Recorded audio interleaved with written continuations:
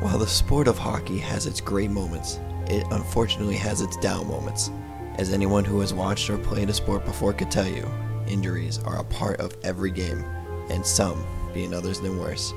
Today, we are going to be looking at the worst injuries to ever occur in the NHL. As a fair warning to those who choose to watch this video, some of the clips and pictures shown are graphic and unsuitable for some viewers. You have been advised. Honorable mention, Sebastian Courcelles. Remember when I said that there are graphic images? Yeah, this is one of them. So, here's another warning. If you throw up on your screen, then it won't be my fault. I did my job, I'm sorry. But anyways, here you go. So I put this as an honorable mention because this didn't happen in an NHL game, but I thought it was still worthy to put on the list because of how gruesome of the image that entails what the story is. Courcelles was playing for the Thetford Mines Isothermic in the Ligue North Americaine de Hockey, which is a semi-pro Canadian hockey league. Courcelles was skating up the ice when he had tripped and fallen. When he fell, he landed directly onto an opponent's moving skate as he was also moving up the ice. His face was slashed open and had a gash that was inches deep. Courcelles' brother was the first responder to get to him, so he got medical care immediately. Courcelles was taken off the ice in a daze to bring him to the hospital. He was stitched up from there, and that day he returned to the ice wearing a full face shield. There is no video of the incident on the internet, but the picture certainly paints a picture for you. Number 10. Boris Almiev. Once again, the image of Boris Almiev can paint a very detailed and pretty horrific story. During a 1986 game, whilst playing a game for the Toronto Maple Leafs, Almiev fell to the ice during a scuffle. When he fell to the ice, another player had accidentally stepped on him, full force, on his face, with his skate-clad foot. The cut required over 200 stitches to fix it. Almiev eventually recovered from the injury and went on to have a fabulous career, which included awards constantly and a spot in the Hockey Hall of Fame. Number 9. Steve Yzerman. Yzerman is probably the most notable name on the list, mostly for what he's accomplished with the Detroit Red Wings. But what happened to him in 2004 put him in a very scary situation, not for only his powerhouse team, but for himself. Yzerman was battling with an opponent when he caught a puck up high directly in his eye. Yzerman broke his orbital bone and scratched his eye with the puck. He had to be helped off the ice by his teammates and trainers. He had to go through 4.5 hours worth of surgery to repair his cornea. Eventually, Stevie Y was able to return to the ice and continue what would become a legendary career. Number 8. Kevin Stevens. When reporters ask Kevin Stevens what he remembers about his injury, he can only tell you that he doesn't remember a thing at all. It was during a playoff game in the year 1993. Stevens closed in on an opponent playing for the New York Islanders. When the two got ready to brace for an impact of a hit, Stevens' face collided with the Islanders' helmet, making him lose consciousness almost immediately after contact. But that was only the beginning.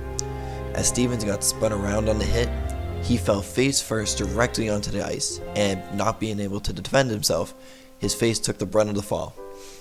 The impact of the fall shattered almost every single bone in the face as Stevens had to be carried off on a stretcher. Now here comes some description that could probably paint the biggest picture of them all. To be able to repair his face, he needed reconstructive surgery so immersive that the doctors made a slit in his face at the hairline, then proceeded to peel all the skin back and place metal plates into his face. Yeah, eventually Stevens played again, but he was never the same player he once used to be. Number 7. Brian Baird. Brian Baird was noted as a young talent in coming into the NHL.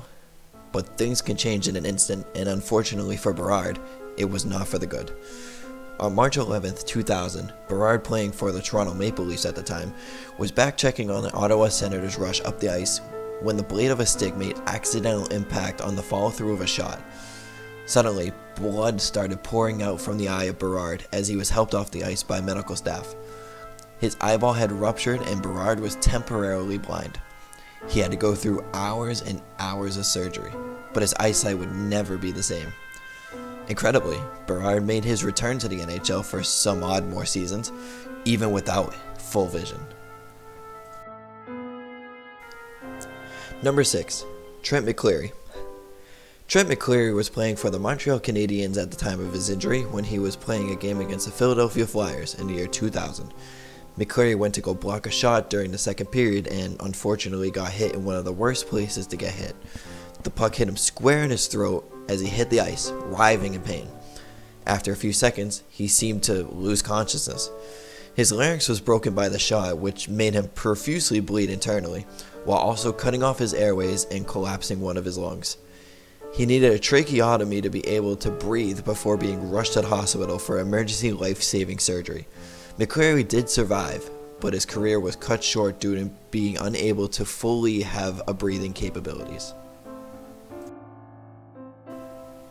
Number 5. Richard Zednik. When the injury happened, nobody seemed to notice at first because the play was away from the injury. When Richard Zednik, playing for the Florida Panthers at the time, went into the boards, a teammate fell over him. When his leg kicked up, the part of his blade skate had sliced into the neck of Zednik. Zednik's blood leakage was instantaneous as he was seen racing towards his own bench, only to collapse the minute he started walking towards a tunnel. The skate had cut Zednik's carotid artery, and even though he recovered and was back on the ice within weeks, the sight of watching a fountain of blood coming from one man is a horrific sight to see, hockey fan or not. Number 4. Steve Moore. This is highly regarded as one of, if not the dirtiest hits to ever be seen in hockey. During a 2004 game between the Colorado Avalanche and the Vancouver Canucks, things were already at its tipping point.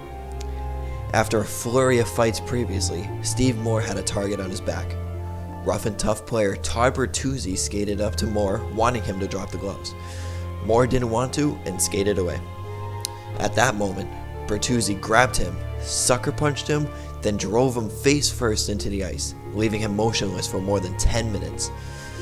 This led to an ensuing legal battle for both teams, players, and the NHL. Moore had 3 fractured vertebrae, a concussion, vertebral ligament damage, stretching of the brachial plexus nerves, and facial lacerations. Moore would never play in an NHL game again. Number 3. Howie Morenz.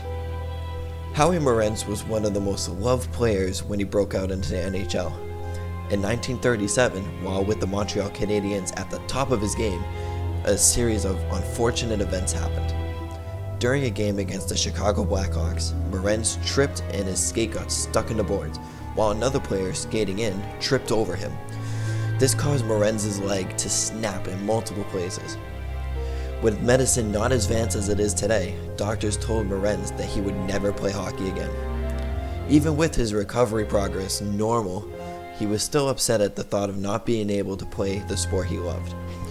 Then suddenly, while Morenz was getting out of bed, he suffered a heart attack and died. Some say that he died of a broken heart from hearing the news of not being able to play hockey. It was an undiscovered blood clot that caused the heart failure. Howie Morenz was 34 years old. Number 2. Clint Malarchuk. This is probably the hardest video to watch graphic-wise. When Clint Malarchuk was a goaltender for the Buffalo Sabres, the incident took place. When 2 players from the opposing team came crashing into the net, it didn't seem too terrible. But one of the skates of the players that were crashing in the net came up and cut open Malarchuk's carotid artery. This is a similar case to the Zednik cut, but this was the first one of its kind, and it also changed the way that goaltenders were protected. As Malarchuk was taken off the ice, 11 people in the crowd had fainted, 2 had heart attacks, and several of his own teammates vomited on the ice. Incredibly, Malarchuk survived due to some very skilled surgeons and a quick-thinking trainer who pinched Malarchuk's neck, cutting off the blood flow until the doctors arrived. All in all, it took over 300 stitches to close the wound and vein. Since this injury, all goalies are forced to play with neck protection when they play, and the video is regarded as the worst injury of all time, but it is not number 1.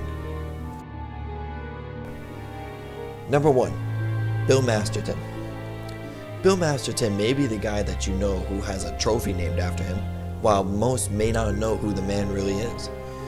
Masterton played for the Minnesota North Stars in the 1960s, and on January 15, 1968, Masterton had been crushed by two players in his defensive zone. But it was not the hit that caused the injury, but the fall that caused the worst of it. While falling awkwardly, he fell backwards and hit the back of his head on the ice. Now back in the 60s, players were not required to play while wearing helmets, and when he hit his head on the ice, he lost consciousness instantly. Rumor has it that Masterton regained consciousness while on the ice briefly, saying, quote, "never again," before going back out. 30 hours after the hit, Masterton died in the hospital from severe skull and brain injuries. Masterton is the only confirmed NHL player to this day to die due to injuries sustained on the ice.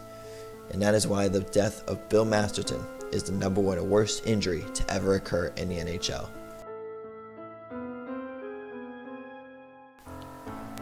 Thank you guys so much for watching. If you would please subscribe and keep on checking up on these videos, it would be very appreciated. Hit the bell if you want to know when more content comes up. And if you enjoyed, please leave that like, and I will see you guys in the next video. Thank you guys so much.